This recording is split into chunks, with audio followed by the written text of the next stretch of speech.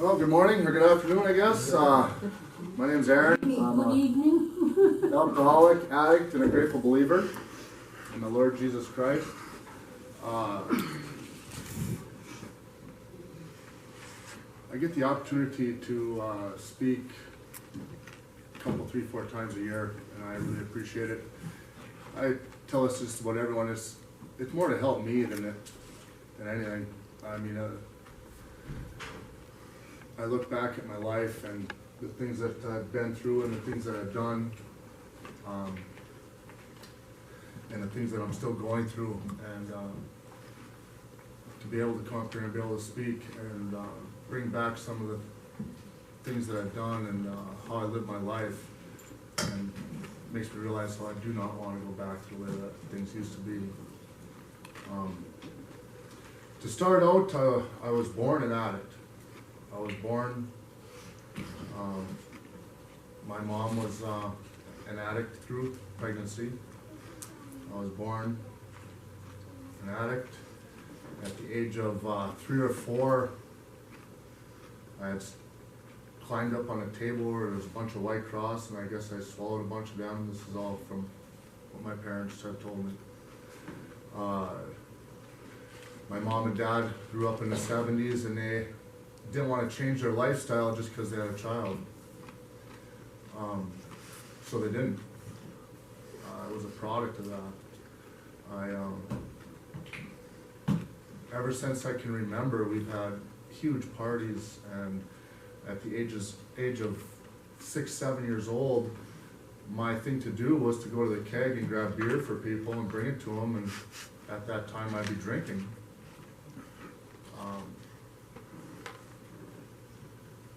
The crazy lifestyle that they led and what I seen of it, I never seen no negative consequences. It was always fun. It was always exciting. It was always enjoyment. Everyone was enjoying themselves, you know, so I lived my life thinking that that was the normal. As things progressed in my life and my parents' life, it got to the point where before any of me and my friends ever went out and did anything, we'd stop by my house.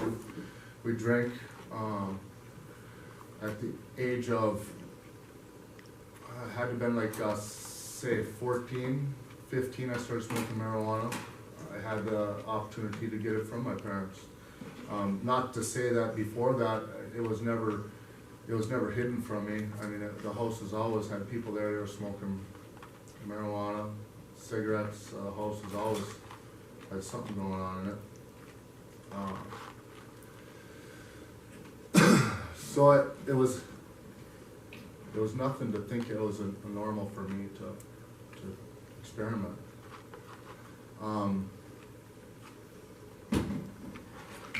As things progressed in my parents' life and mine, like I said, everyone would come to my house, we'd get all tuned up and we'd go do our own thing as I got to be a teenager.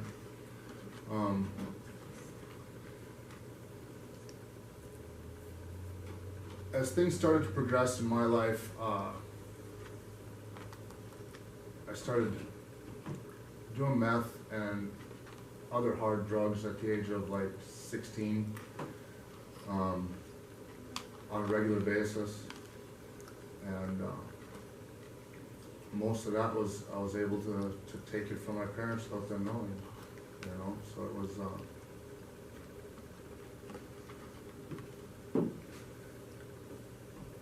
it was just the usual thing for me, just to see it, and I was able to do it. And as things got to be a little bit older, my parents used to start arguing, and it would get physical. Many times I remember breaking up fights. My mom would be bleeding, my dad would be, sometimes he'd be bleeding. I mean, it was the craziness that came about that lifestyle as they started getting older was unbelievable.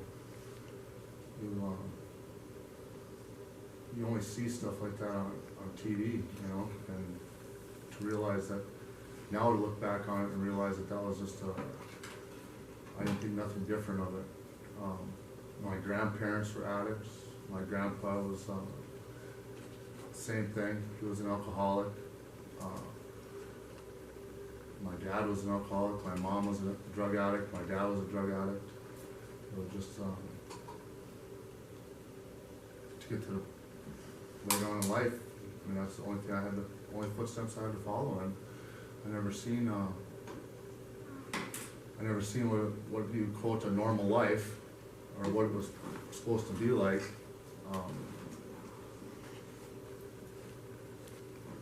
The hardest part to look back on now is, now that I have children of my own, is to see what I've missed. I never was able to play any sports because I didn't have any parent that was capable of driving me anywhere. I was never able to bring people over to my house because I never knew what to expect when I got home. I was never able to enjoy my childhood because I was made to grow up faster than I should have.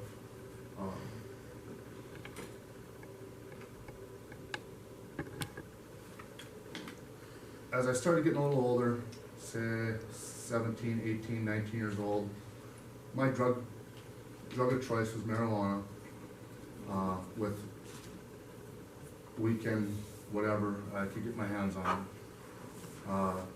But there was never a day that we missed. Partying, of having fun, and I enjoyed it. I loved it. I loved that free feeling that I had. I loved that I was addicted not only to the drugs and alcohol, but the feeling of not being shy in front of people, not being worried about what people thought of me. It was just freeing to me to be able to go out, and everyone thought I was cool because I was the one that was getting high, and you know, everyone else was around me, and that wasn't. When you look at it now, it's crazy to think that was an awesome feeling. You know, it wasn't people. I wasn't hiding myself. I didn't care, you know. But as things got worse, in '98, I was 20 years old, 21. We were out partying. We went to my mom and dad. Started out there, went up to Scenic Pine Lodge, and we proceeded to drink and have a good time. On my way home from that, I rolled over in a swamp. A friend of mine behind me was able to pull over, drug us out, resuscitated us, me and another guy. There was 3 guys in the vehicle. One guy flew out. He was able to save himself. He went and phoned for 911. They all came. Life flighted me to St. Mary's and my friend to St. Luke's. My friend ended up dying on an operating table. He drowned. We both had drowned. When you drown, your lungs crystallize, and to get that back to where it should have been, you have to hit it with a high pressure air, and at that time his lungs exploded on the operating table. I found out they had been induced to coma for 14 days. I found out when I woke up, I think it was 2 days after I woke up, I had the police department calling me. I had no recollection of what had happened, nothing. I couldn't answer any of their questions. They got mad on the phone with me. And then the doctors wanted me to see if I could remember anything, so they had my parents come in and ask me some questions of what happened that night, and I couldn't remember nothing. A day of being questioned of different throughout the day, and the next day, questioned of what happened, and I still couldn't give any answers. They had told me that Steve had died. My response, the first thing I could think of is, well, when's the funeral? And to find out it was 10 days earlier. Mm. You know, I didn't get that closure in my life. I didn't get that to say goodbye. You know. I was in the hospital for a total of 29 days. When I left there, I had no strength. I couldn't walk. My lungs were really weak. Shortness of breath really easy. Plus a few other injuries that I was healing up from. Plus I was trying to come down off all the medication that I was on in there was horrible. I mean, the morphine and all that. It was crazy, the dreams that I was having, what I experienced in there, and because I'd wake up and I'd pulled out my tubes several times, so then they had me tied up. And with the morphine, I was having some bad nightmares. And, every time I wake up, I get glimpses of different nurses and stuff, and when I finally came to, the first thing I seen were these nurses, and in my mind, they were trying to kill me. So I was freaking out anytime anybody came in the room. My mom and dad had to be in there, and they were really worried about the fact that I'd have brain damage because they didn't know how long I was underwater. I couldn't talk very well because I had the tubes in my mouth.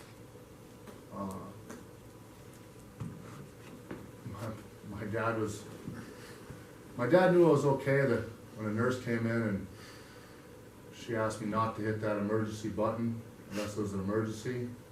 And that was always a son of a gun, so as soon as she turned around and hit the door, I hit the button and gave her a big smile, so he pretty much knew that I had some wit about me still.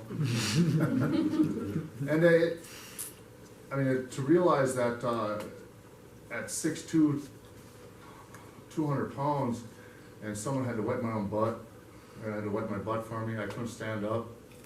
The one time I did, and because I was stubborn, I fell down, smacked my head on the tile floor. So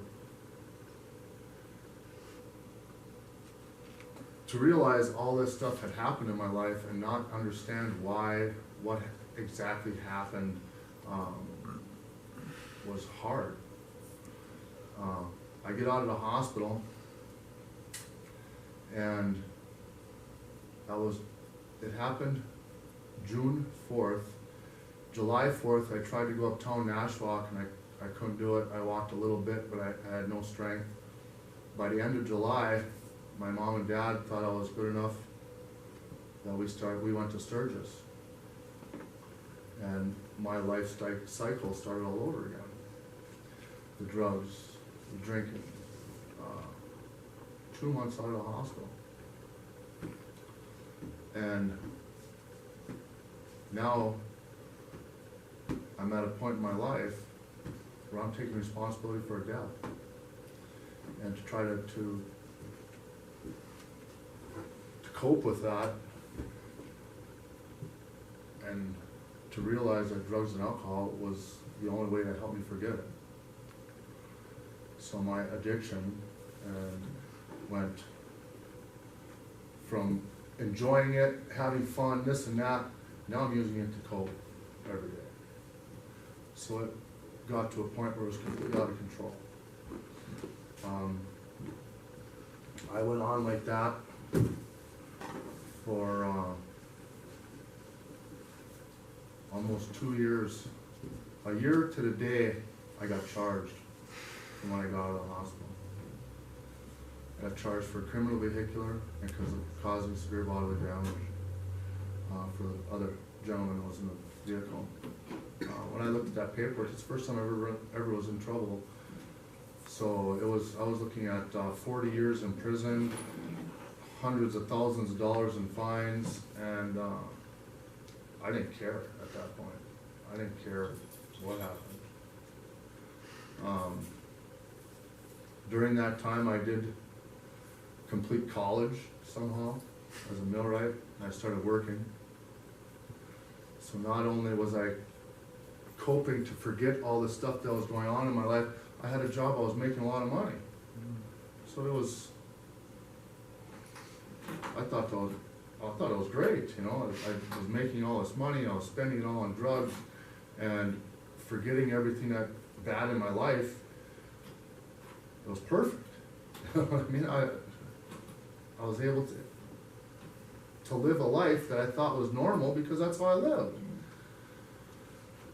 As things progressed from there, I ended up getting a good attorney. I got 10 years probation, downward departure. I made it 5 years on probation. Somehow I never quit using. I did end up sitting 11 months in work release. Never stopped using. You can get away with faking UAs and a little bit of talking to the right people when you're in jail and understanding on how things work. I had no problem doing that. I kept on doing living my lifestyle that I felt was right and worked for me, and was able to fake every test and everything that came at me. 5 years into my probation, I went in and I got a surprise UA from my probation officer. I took the test, it came back, I failed. I was on a downward departure, so that meant I had to go sit my time, and that was 2 years. So I went to prison, did my 2 years.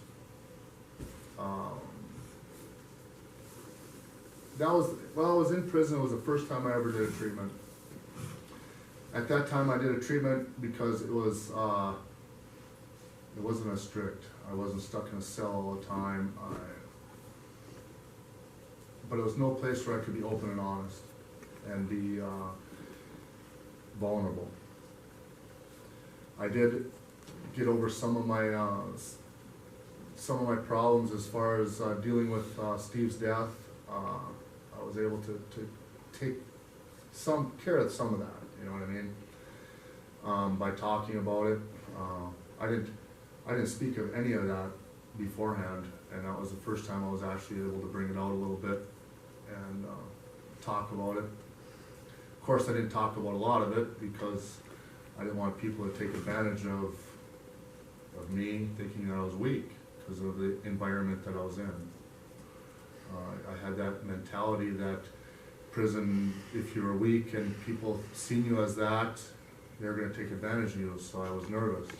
So I never told. I get out of prison,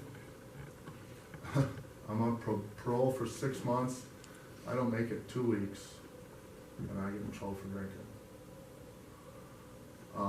I just went, sat around a bonfire, we were riding dirt bikes all day, having a blast. I had 4 or 5 beers, I got pulled over, back to jail. I ended up going to Lionel Lakes for, I can't remember, 3-4 months, got back out. I made it the last month and a half or 2 months on parole without getting in any trouble, so I got off parole and I was right back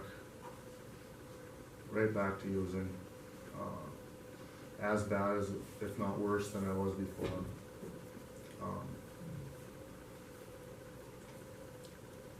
And I didn't think anything was wrong with that.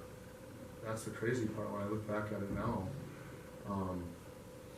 I was always moving ahead in my life to a point. I had a good job still because I was with the union. I was making money. I was buying a house. All this stuff was. I was what I called a functioning addict, and that there was nothing wrong with my life, and no one could tell me there was. A little bit of stubbornness came with that, I guess. As things progressed from there, I got married. We were both addicts. That lasted about 5-6 years, and then completely just destroyed itself. Divorce, lost everything. During that time, I met the wife that I have now. And we were both addicts at that time also.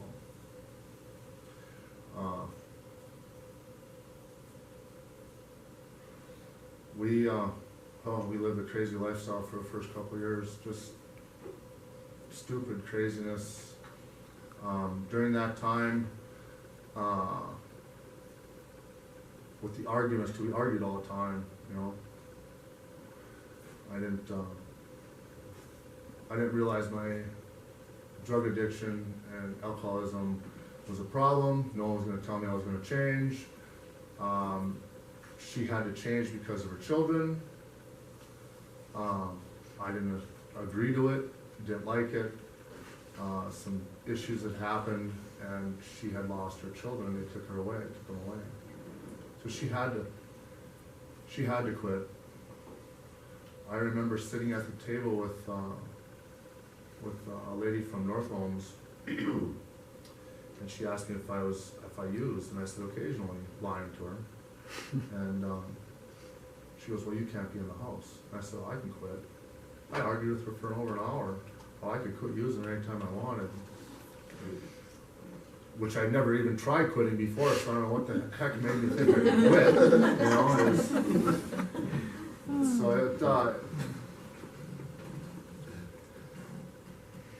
it got to a point where the judge wouldn't let me be around her, and I was a son of a gun. I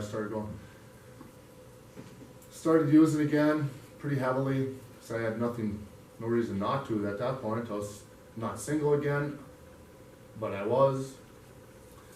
And then I got in trouble, got on probation again, and it was a lot harder to fake a UA when you go into the UA and you got mirrors all over the wall now and all this other stuff. I was like, what in the heck is going on? How am I supposed to fake this?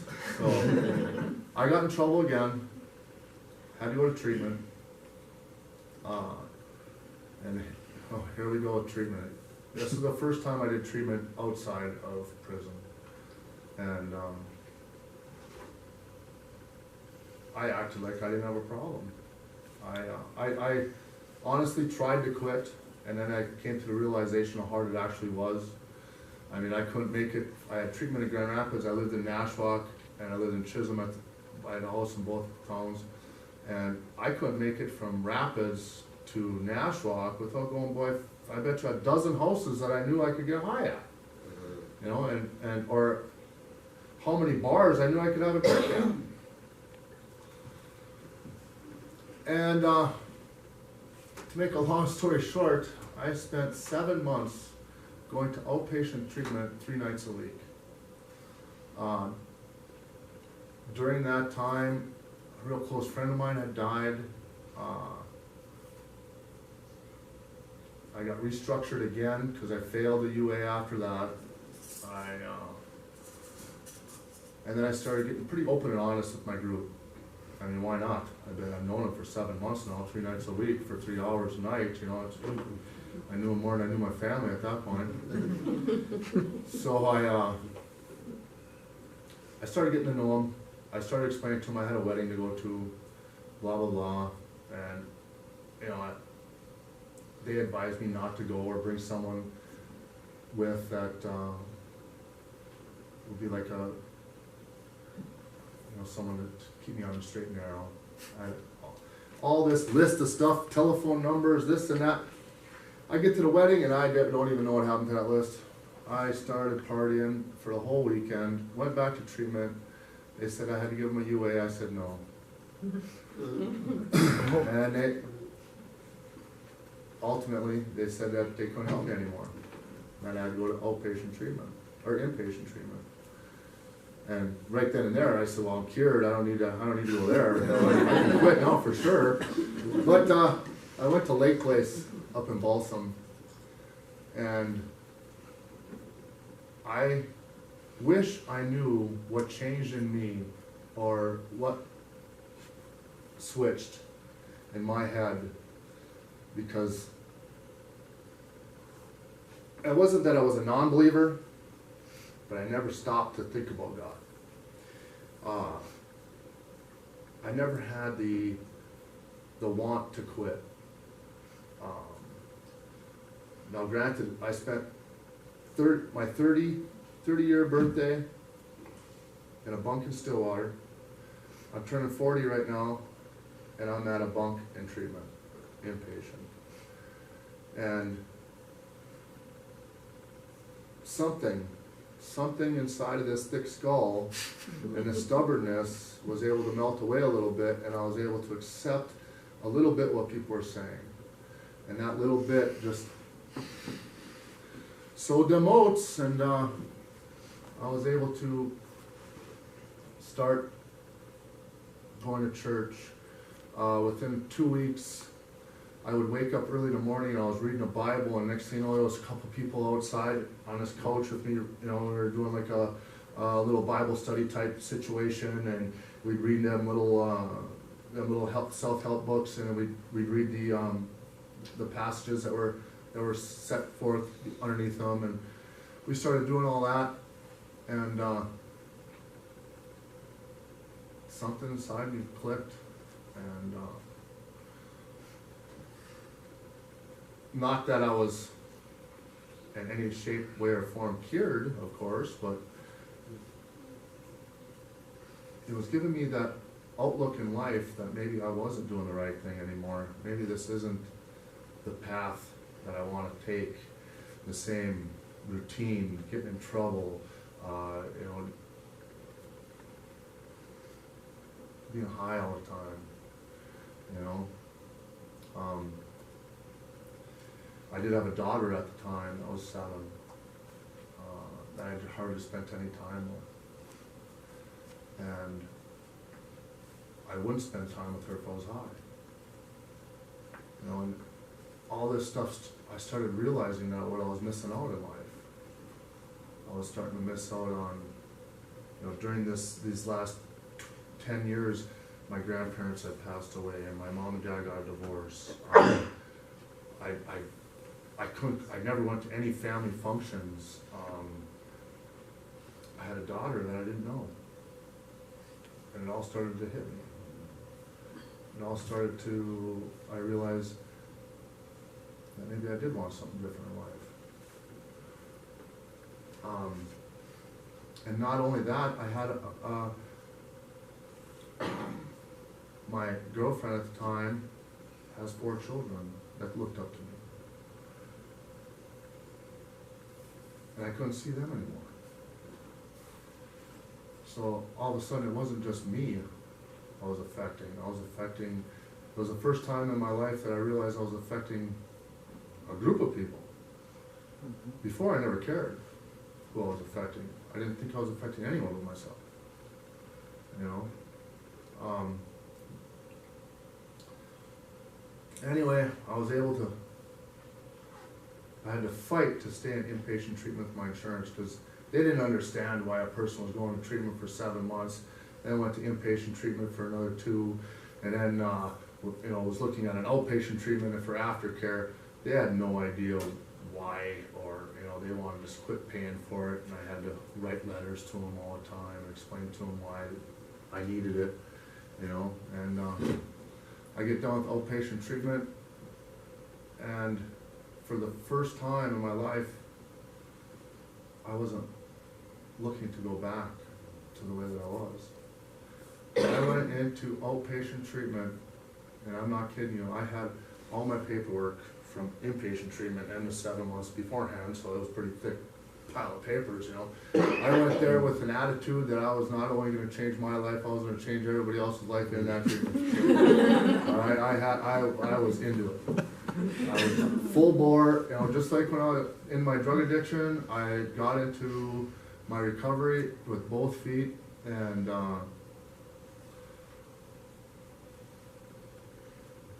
I started to see results in the type of person that I was. And then I had to go start working the steps and make amends to people. And oh my God, the list was so long, you know. But I had some really good help around the tables of NA, around treatment facility, some counselors, celebrate recovery. It wasn't it was about a year and a half or 2 years after that, I started getting the celebrate recovery real heavily, and I did a step study. And I'm glad you brought that up, because that's one part of my life that I can look back on and realize that that dug so much of my past and stuff that I never talked about to anybody. And I was able to get that out. And for me, that helped. For me, being able to not only speak of the things that I did or the people that I hurt, it gave me a sense of relief, because I wasn't bottling that up anymore. I was letting that stuff out. I didn't need to hide anything or push it down into my into my soul and not speak about it, because that's what festered inside of me, and that made things worse.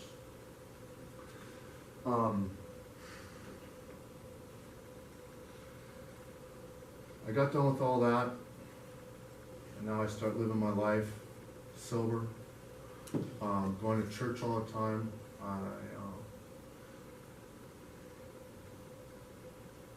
You'd think things would start getting better, but I still had hang-ups. I still had things I had to work through.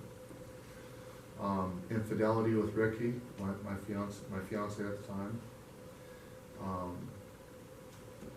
I brought home another child. We were able to work through that somehow with counseling. Now he's a 4-year-old terror running around the house.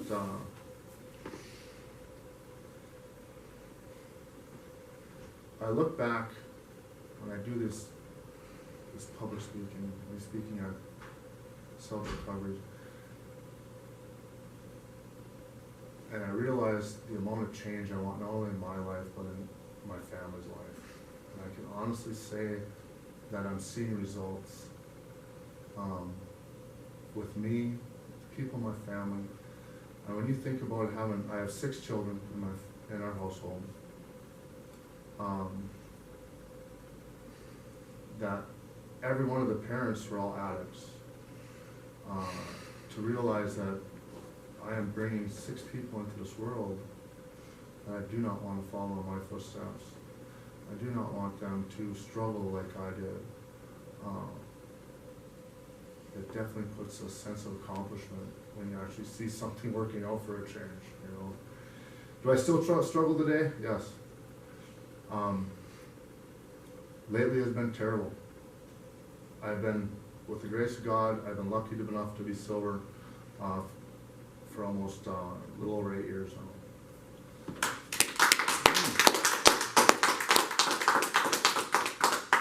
In that 8 years, this last year and a half has been the hardest.